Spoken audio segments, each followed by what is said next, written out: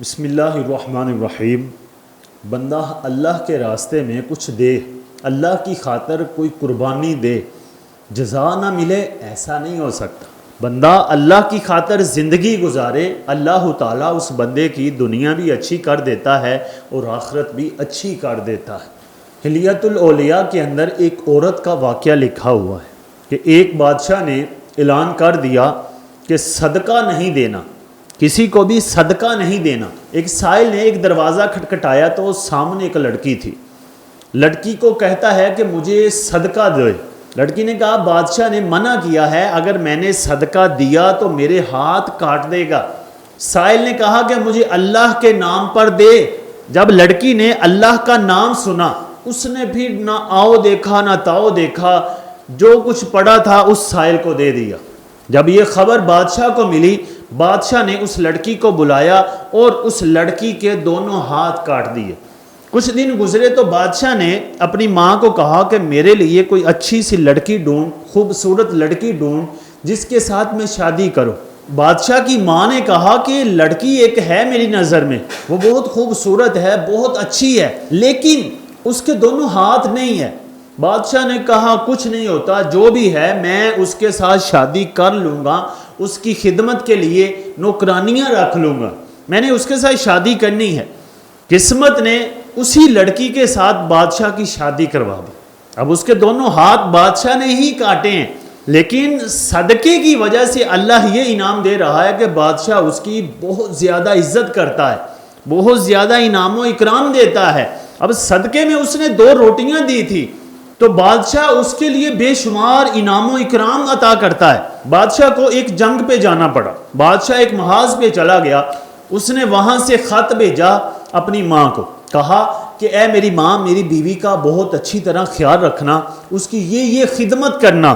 یعنی انعام دیکھیں کہ صدقے کی 2 روٹیاں دی، بادشاہ کے ساتھ اللہ نے شادی بھی کروا دی، اور پھر بادشاہ اتنی محبت کر رہا ہے کہ جنگ پہ گیا تو پھر بھی بیوی کی فکر ہے، اسی لڑکی کی فکر ہے۔ اور وہ خط ماں کے پاس پہنچنے سے پہلے وہاں کی سونکنوں کے پاس پہنچ گیا اور انہوں نے بدل دیا۔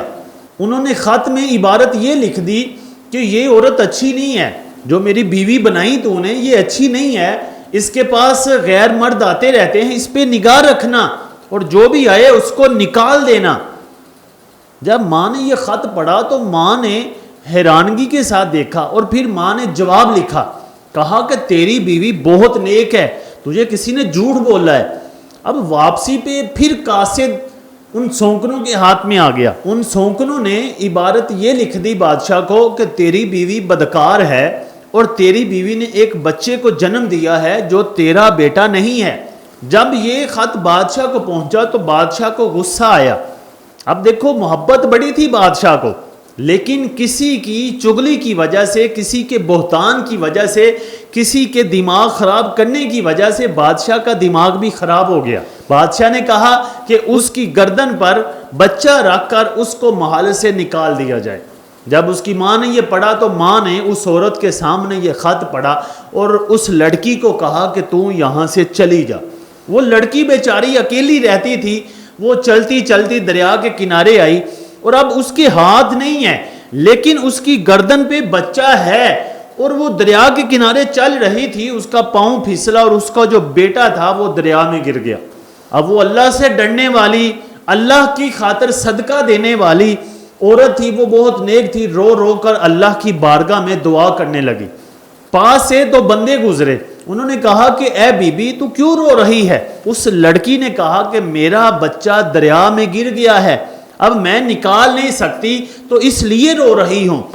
ان 2 بندوں نے دریا میں چھلانگ لگائی، بچے کو نکالا، عورت کو دے دیا، اور عورت کو کہا کہ کیا تو چاہتی ہے کہ تیرے ہاتھ پہلے کی طرح درست ہو جائے؟ اس نے کہا کہ اور کیا چاہوں گی میں، کہ میں اپنی زندگی سنوار لوں گی، دنیا آخرت اچھی کر لوں گی، میری زندگی آسان ہو جائے گی۔ تو ان 2 بندوں نے دعا کی اور اس عورت کے دونوں ہاتھ ٹھیک ہو گئے، اور ابھی وہ ایک دوسرے سے جدا ہونے لگے تو ان 2 بندوں نے کہا کہ اے لڑکی تو جانتی ہے کہ ہم دونوں کون ہیں؟ اس لڑکی نے کہا نہیں، میں تو نہیں جانتی آپ کو کہ آپ کون ہیں۔ انہوں نے کہا کہ وہی 2 صدقے کی روٹیاں ہیں ہم جو تو نے صدقہ دیا تھا اور تیرے ہاتھ کٹ گئے، اللہ تعالیٰ کے حکم سے ہی ہم آئے ہیں اور تیرا بچہ بھی واپس کر دیا، تیرے ہاتھ بھی واپس کر دیے۔ اس واقعہ سے ہمیں یہ سبق ملتا ہے کہ ہم اپنی زندگی اللہ کی رضا کے لیے گزارے، جو کچھ کرنا ہے اللہ کی خاطر ہی کرے، دنیا کو دکھاوے کے لیے نہ کریں، جان چاہے جاتی ہے جائے لیکن اللہ کی رضا کے لیے سب کچھ کر جائیں۔